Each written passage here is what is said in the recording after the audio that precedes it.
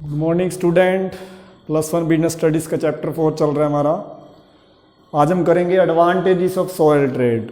हमारा जो एकल व्यापार है जिसमें एक मालिक होता है, सिंगल ओनर, उसके क्या क्या फ़ायदे हैं। नंबर 1, क्विक डिसीजन, शीघ्र निर्णय ले सकता है वो।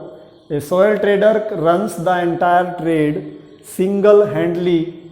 एक सॉयल ट्रेड है, एक व्यापारी है, एक मालिक है, वो पूरे बिजनेस को सिंगल हैंडल करता है, अकेला चलाता है। And he need not to be consult anybody. उसे किसी के साथ कोई भी सलाह नहीं करने की ज़रूरत, विचार विमर्श। Hence he benefits his business by taking quick decision. अब इसका फ़ायदा उसे क्या होता है कि वो जल्दी निर्णय ले सकता है, क्योंकि उसको किसी के साथ कंसल्ट करने की ज़रूरत नहीं है, किसी से सलाह लेने की ज़रूरत नहीं है। वो इस बिजनेस में जल्दी डिसीजन लेकर बिजनेस को लाभ पहुंचा सकता है। सेकंड है बेनिफिट ऑफ सीक्रेसी, गोपनीयता का लाभ। Many important facts needed to be concealed for the success of business. व्यवसाय की सफलता के लिए बहुत ही महत्वपूर्ण जो तथ्य होते हैं, फैक्ट्स होते हैं, उनको कंसील करना पड़ता है, छिपाना पड़ता है।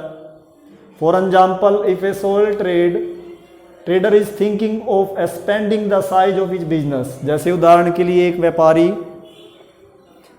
वो सोच रहा है कि मैं अपने बिजनेस का आकार बढ़ा दूं। This thought will remain confined to him till he is given it a practical shape. अब जो उसका ये थॉट है वो सीमित रहेगा जब तक वो उसे प्रैक्टिकल शेप नहीं दे देता, व्यवहारिक रूप नहीं दे देता, तब तक वो उसके पास सीमित रहेगा। And the competitor will not come to know it. और जो कंपटीटर हैं, उसके साथ प्रतियोगिता करने वाले हैं, will not to come to it, मतलब उसे जान नहीं पाएंगे कि वो बिजनेसमैन अपने बिजनेस का विस्तार कर रहा है।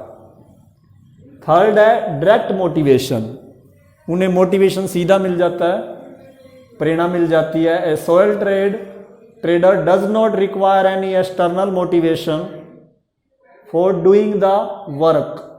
जो एक एकल व्यापारी है उसे अपने कार्य को करने के लिए बाहर से कोई भी मोटिवेशन, प्रेरणा लेने की कोई आवश्यकता नहीं है।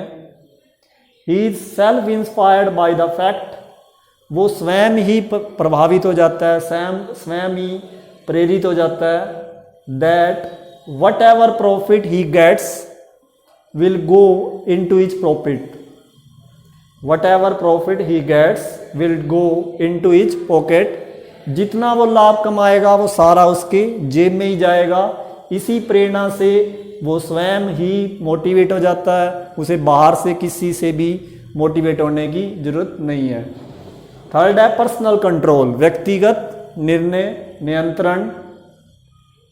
The soul trader has a complete control over the business.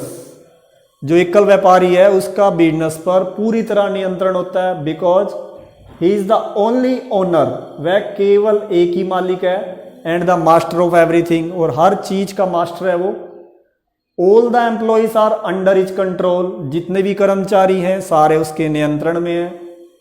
And nobody can afford to be careless in his work. कोई भी उसके कार्य में लापरवाही नहीं कर सकता, क्योंकि सारे कर्मचारी उसके कंट्रोल में हैं। तो कोई भी अपने कार्य में अफोर्ड में होता है बर्दाश्त करना, केयरलेस होती है लापरवाही, कोई भी अपने कार्य में लापरवाही बर्दाश्त नहीं करेगा। फिफ्थ, इजी फॉर्मेशन, जो हमारा सॉयल ट्रेड है वो आसानी से स्थापित कर सकते हैं। It is very easy to establish sole trade because there is no need to observe any legal formalities to start it. ये बहुत ही आसान है इसको स्थापित करना, क्योंकि इसके अंदर कोई भी कानूनी औपचारिकताएं पूरी नहीं करनी पड़ती इसे स्टार्ट करते वक्त, इसे शुरू करते वक्त। This business can be started without getting it registered. इस बिजनेस को बिना रजिस्ट्री कराए आप स्टार्ट कर सकते हैं। तो ये थे इसके एडवांटेजेस। क्विक डिसीजन, जल्दी निर्णय ले सकते हैं क्योंकि वो स्वयं ही सारे काम करता है। बेनिफिट ऑफ सीक्रेसी, गोपनीयता रखेगा, अगर उसे अपना बिजनेस बढ़ाना है तो उस बात को गुप्त रखेगा। कंपटीटर को पता नहीं लगने देगा। डायरेक्ट मोटिवेट हो जाता है क्योंकि वो जितना प्रॉफिट कमाएगा सारा उसकी पॉकेट में जाएगा, इसलिए वो स्वयं इंस्पायर हो जाता है, सेल्फ इंस्पायर हो जाता है, स्वयं अभिप्रेरित हो जाता है। पर्सनल कंट्रोल, व्यक्तिगत कंट्रोल होगा क्योंकि वो अकेला मालिक है, कोई भी कर्मचारी उसके खिलाफ नहीं हो सकता, सारे उसके कंट्रोल में रहते हैं।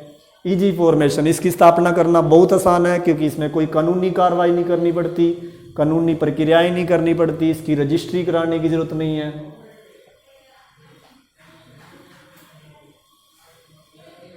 अब हम करते हैं लिमिटेशंस ऑफ सॉयल ट्रेड, एकल व्यापारी की कमियां, सीमाएं। Number 1, limited sources of capital, उसके पास पूंजी का लिमिटेड सोर्स होगा, सीमित साधन होगा।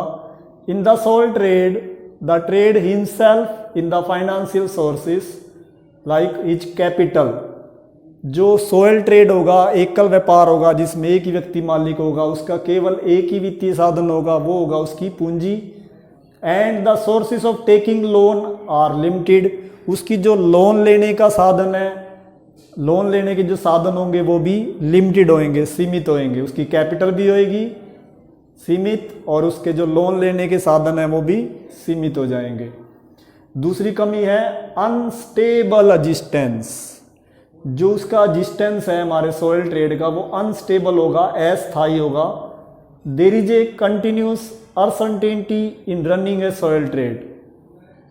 कई बार हमारा जो सॉयल ट्रेड है उसको चलाने में अनसर्टेनिटी रहती है, अनिश्चितता रहती है लगातार। If because of some circumstances, क्योंकि कुछ परिस्थितियों में, और इलनेस, बीमार होने के कारण, the trader has to remaining away from the place of business, या तो कुछ परिस्थितियों के कारण या बीमार होने के कारण जो ट्रेडर है, व्यापारी है, वो बिजनेस से दूर चला जाता है।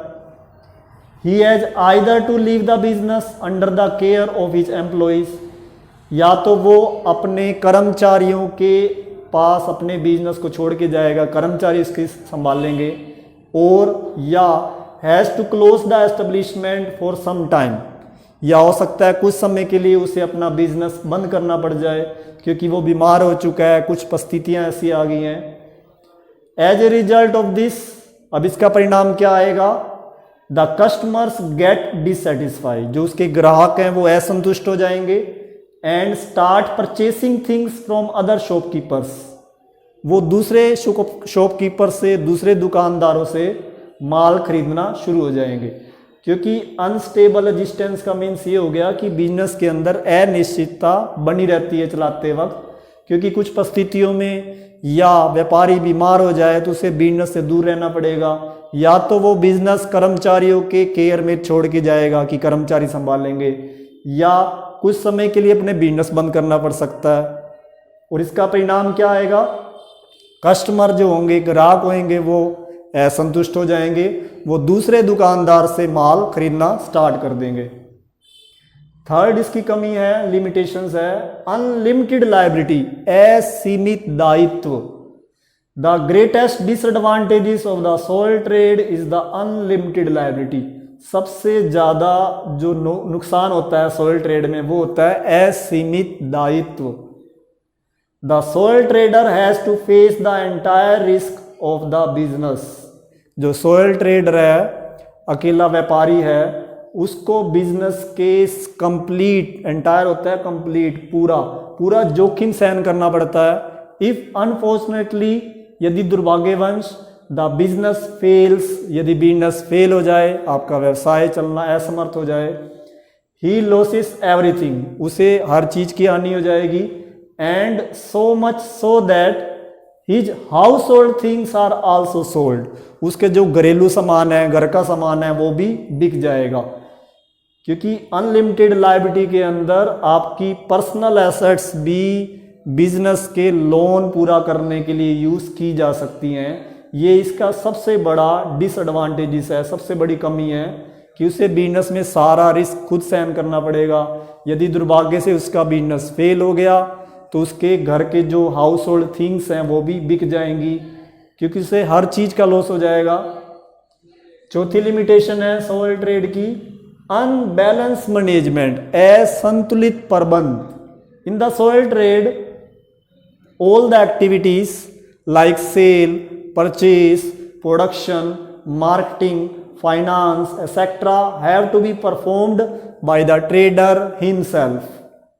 अब सोयल ट्रेड के अंदर जितने भी कार्य किए जाते हैं, खरीदना, बेचना, प्रोडक्शन करना, उत्पादन करना, मार्केटिंग करना, विपणन करना, फाइनेंस, पैसे से संबंधित, वो सारे कार्य ट्रेडर को खुद करने पड़ते हैं, व्यापारी को खुद करने पड़ेंगे। And generally no single individuals can be so capable as to perform all these activities successfully. कोई भी व्यक्ति इतना समर्थ नहीं होता कि वो स्वयं ही सारे कार्य सफलतापूर्वक कर सके, क्योंकि सेल भी करनी है, परचेस भी करना है, प्रोडक्शन भी संभालना है, मार्केटिंग भी संभालनी है, फाइनेंस भी संभालनी है। तो कोई भी व्यक्ति इतना योग्य नहीं है कि वो हर कार्य को सफलतापूर्वक पूरा कर सके। तो ये थी इसकी 4 कमियां सोयल ट्रेड के अंदर। एक तो लिमिटेड सोर्सेज ऑफ कैपिटल, आपके पास पूंजी का सीमित साधन है। अनस्टेबल एग्जिस्टेंस, अस्थायी आपकी विद्यमानता है, आप कंटिन्यू नहीं चला सकते इसमें।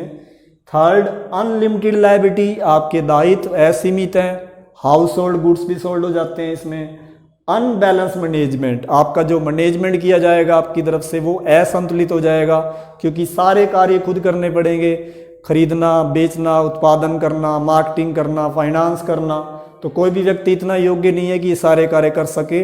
इससे क्या होगा, अनबैलेंस मैनेजमेंट हो जाएगा। तो ये आपका सोयल ट्रेड जो चैप्टर है ये आज खत्म हो गया है।